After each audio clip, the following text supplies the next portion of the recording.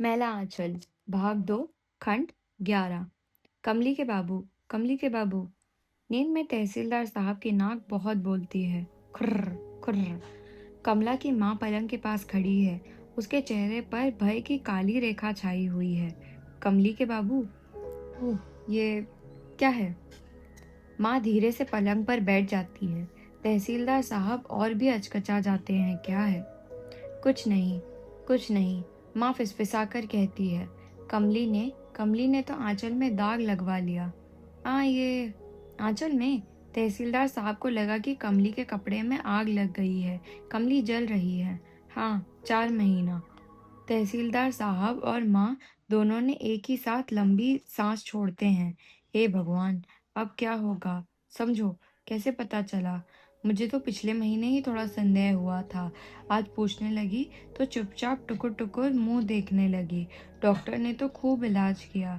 अब मुंह पर कालिक जो लगी है, इसको कौन छुड़ावेगा? तहसीलदार साहब का मुंह सूख जाता है। आंखों के आगे भयावने शय एक एक कर आते जाते हैं। उनके मुंह में कालिक पुती हुई है और सभी लोग ताली बजाकर हंस रहे हैं, पीछे पीछे दौड़ रहे हैं। मैं पहले ही कहती थी, इतना हेलमेल अच्छा नहीं। आग और फूस एक साथ कब तक रहें? और तुम्हारी दुलारी पर तो मानो जादू कर दिया है डॉक्टर ने। अभी भी कह रही है डॉक्टर ने कहा है। क्या कहा है डॉक्टर ने? तहसीलदार साहब तिनके का सहारा ढूंढ रहे हैं। साफ साफ कहाँ कहती है कुछ? कहती है कि डॉक्टर ने कहा है जो होगा मंगल होगा। मंगल?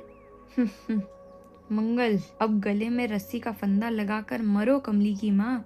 क्या करोगी? लेकिन मैं शपथ खाकर कह सकती हूँ, मेरी बेटी का इसमें कोई दोष नहीं। माँ रो पड़ती है। कमली को कोई कसूर नहीं। डॉक्टर ने फुसलाकर उसका सत्यानाश किया है। कमली भी अपने बिछावन पर जगी हुई है।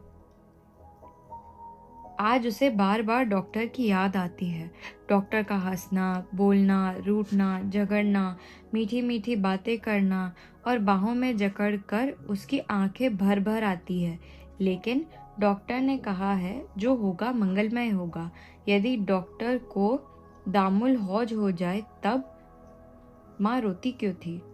भारत माता महाभारत में कुंती, दयावनी, अहल्या, द्रौपदी, कौन ऐसी है जिसको? डॉक्टर ने कहा है हम दोनों को कोई अलग नहीं कर सकता। डॉक्टर ने क्या कहा है? तहसीलदार साहब सुबह सुबह चाय पीते समय पूछते हैं। पूछो कमली से साफ साफ, डॉक्टर ने क्या कहा? कहती है डॉक्टर कहता है हम लोगों को कोई अलग नहीं कर सकता। माँ काला पानी आजीवन कैद। धीरे धीरे इधर उधर देखकर कहती है, सो तो समझा।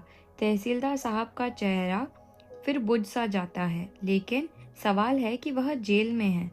अब क्या सजा होती है सो कौन जाने। फिर मर्द की बात का क्या ठिकाना? कमली के पास उसकी कोई चिट्ठी पत्री है? तहसीलदार साहब कानूनची आदमी हैं। कागज पर आपके हाथ का क भी लिखा हो तो उससे वह सारे दस्तावेज ऐसे बना दे कि पटना का स्पॉट भी नहीं पहचान पाए कि यह असली है या जाली। चिट्ठी पत्र यदि होगा तो वह देगी नहीं। वह कह रही थी कि हमको गोदाम घर में बंद रखो। लोग तो जानते ही हैं कि कमली बीमार है। तब तक डॉक्टर आ जाएगा। लड़की की बातें सुनकर कलेजा थिर नहीं रहता है। कहती थी, माँ अपराध के लिए आखिर कोई सजा तो मिलनी ही चाहिए। हमको घर में जेल दे दो।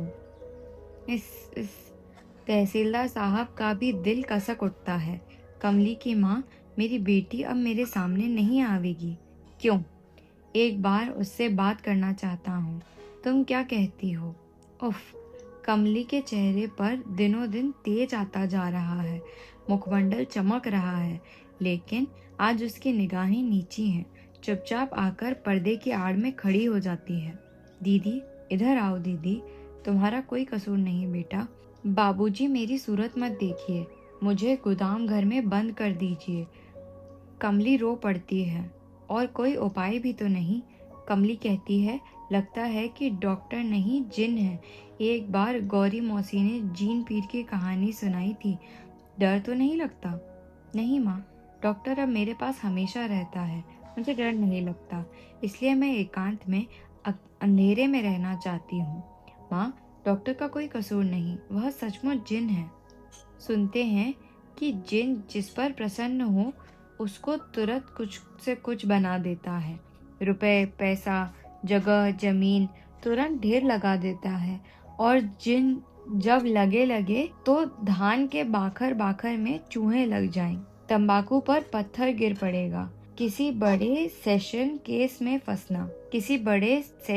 केस में फंसना होगा। तहसीलदार साहब हिसाब करके देखते हैं। डॉक्टर जब से उस परिवार में घुला मिला है, रोज अलाए बलाए की आमदनी होती रहती है। जिस बात से सारे गांव का नुकसान हुआ है, उसमें भी नफा ही रहा तहसीलदार को। मुकदमे में मुल्ले फंस गए और इतना बड़ा सेशन दूसरों के सिर पर ही खेप लिया। अपने घर से तो एक पैसा गया ही नहीं, ऊपर से 5,000 रुपए करीब फायदा ही हुआ। हिलावन राम कृपाल सिंह वैग्रह की जमीन मिली सो मुफ्त में ही। कमला ठीक कहती है, डॉक्टर जिन है। कमला ने एक सप्ताह बहुत मजे से काट दिया।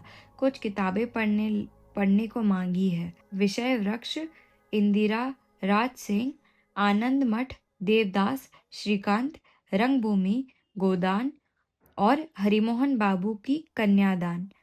बस अभी इतनी ही। डॉक्टर साहब की अलमारी में है ये किताबें। हाँ हाँ, निकलवाइए, प्यारू से कहिए। गोदाम घर की ऊपर वाली खिड़की से चांद झांकता है। शरद की चांदनी, चांद बादलों में छिप जाता है। माँ दुर्गा के आने की सूचना मिल गई है। इस बार देवी किस चीज पर चढ़कर आवेंगी? बाबा से लिखकर पूछना होगा। जरूर हाथी पर आई होंगी, जिस बार हाथी पर आती है माँ।